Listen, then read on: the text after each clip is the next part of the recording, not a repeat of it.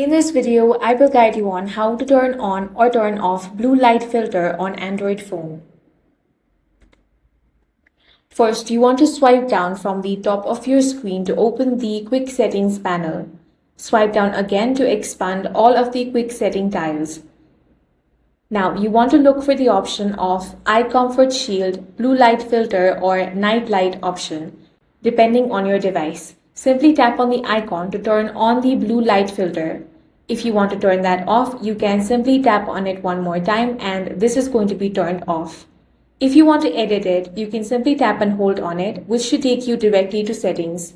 Here, you can customize different options, such as you can make it adaptive or you can select the custom option. You can also set schedule. For that, tap on this option. Now you can choose between always on, sunset to sunrise or custom. You can also select the color temperature option from here. In this way, you can turn on or turn off the blue light filter on Android. If you found this video useful, make sure to hit the like button and subscribe for more videos like this.